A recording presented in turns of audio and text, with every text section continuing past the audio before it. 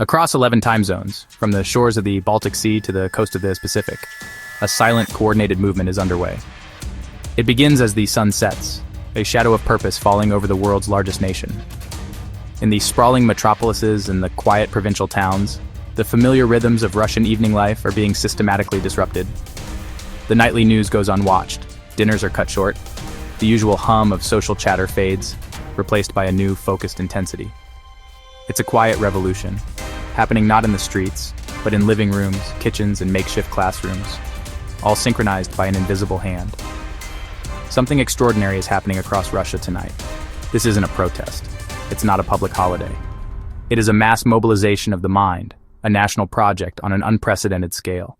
Millions of Russians are abandoning their evening routines, not for entertainment or leisure, but to study. To learn a language that, until weeks ago, was of little consequence to the average citizen. They are learning Korean. And they are doing so with a feverish, almost religious urgency that has sent shockwaves through the world's intelligence communities, who are now scrambling to understand a threat they can't even define. In Langley and London, analysts are working around the clock, trying to decipher the anomaly. Their most sophisticated algorithms, designed to detect political dissent and military buildups, were the first to sound the alarm. They flagged a digital tsunami of unprecedented scale. Search queries for Korean grammar, downloads of Hangul flashcard apps, and a surge in enrollment for online Korean tutors that crashed servers from Seoul to San Francisco. The initial, almost comforting theory was a cultural fad, a viral K-pop sensation, or a new hit drama. But the data quickly and brutally refuted that. The demographic was all wrong. This wasn't just teenagers in Moscow and St. Petersburg. It was middle-aged engineers in the Urals, soldiers on remote Arctic bases, bureaucrats in Novosibirsk, oil rig workers in Sakhalin, doctors in Sochi, men and women from 18 to 80 across every social stratum. The data painted a picture not of a trend, but of a national directive. Behind closed doors, Western government officials are asking the same terrifyingly simple question: why? What could possibly motivate an entire nation to spontaneously learn a foreign language overnight? The phenomenon is too widespread to be a coincidence, too organized to be organic.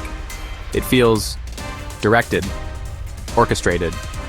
A former CIA station chief, speaking on condition of anonymity, told us, "In my 30 years in intelligence, I've never seen anything like it. A soft power play of this magnitude is unheard of. It's a ghost signal." That's a term for a large-scale, inexplicable indicator that precedes a major geopolitical event. It means something is coming, something that requires a fundamental rewiring of an entire society, and we are completely blind to what it is. But some are beginning to see. A small, clandestine unit of economic and geopolitical analysts, operating outside the traditional intelligence hierarchy, is piecing together whispers from encrypted channels, leaked shipping manifests, and high-resolution satellite imagery. They're tracking strange new infrastructure projects in the Russian Far East, new deep-water ports being dredged near Vladivostok, rail lines being converted to a different gauge, massive data centers rising from the Siberian taiga. They have started to assemble a puzzle, and the picture that is emerging is set to redefine the 21st century. What they've discovered will change everything you think you know about global power dynamics. This isn't casual language learning for a vacation. This is preparation.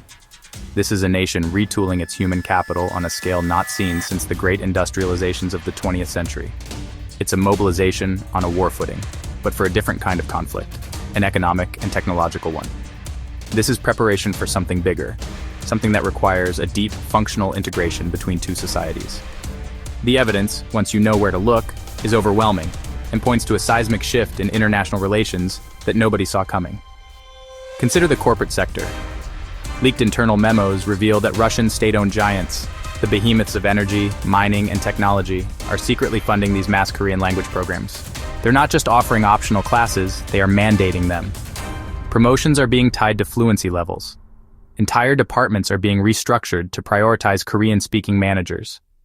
They are spending billions of rubles to ensure that in the very near future, their workforce can negotiate, collaborate, and innovate seamlessly with Korean counterparts. The directive extends to the military.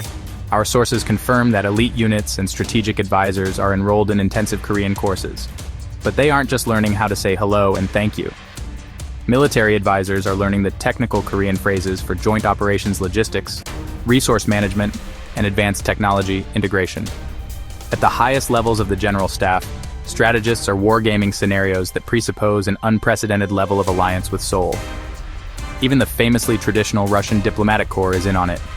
Seasoned ambassadors and junior attachés alike are burning the midnight oil with Korean flashcards. They are being trained not just in the language, but in the intricate cultural nuances of Korean negotiation, a sign that Moscow is preparing for talks of historic significance.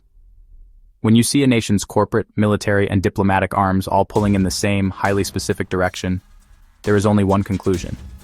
They are preparing to merge their destiny with another. The shocking truth, hidden in plain sight, is this. Russia is preparing for the largest, most comprehensive economic and strategic partnership in modern history. The puzzle pieces, the language, the corporate mandates, the military training, all point to one audacious conclusion. A partnership with Korea. Not just a trade deal, but a deep structural alignment that will create a new center of gravity on the world stage. It's a fusion. Think of it. Russia's immense natural resources, its endless reserves of oil, gas, and minerals, its vast landmass, and its formidable military-industrial complex, fused with South Korea's technological supremacy, its hyper-efficient manufacturing prowess, and its globe-spanning logistics networks. One provides the raw power, the other provides the sophisticated brain. This alliance would be almost entirely self-sufficient, an economic fortress immune to outside sanctions. Russian gas and oil would power Korean factories. Russian rare earth minerals would build Korean microchips. Korean robotics and AI would modernize Russia's vast industry and agriculture, turning the Siberian plains into the world's breadbasket. Together, they would dominate everything from Arctic shipping routes, newly opened by climate change, to the next generation of telecommunications and space exploration. It's a partnership that will reshape global economics, creating a pan-Eurasian powerhouse that could challenge both American and Chinese dominance. And every single Russian who speaks Korean will be positioned at the very center of this new world order. They are the human infrastructure for this grand project. They will be the bridge builders, the negotiators, the managers.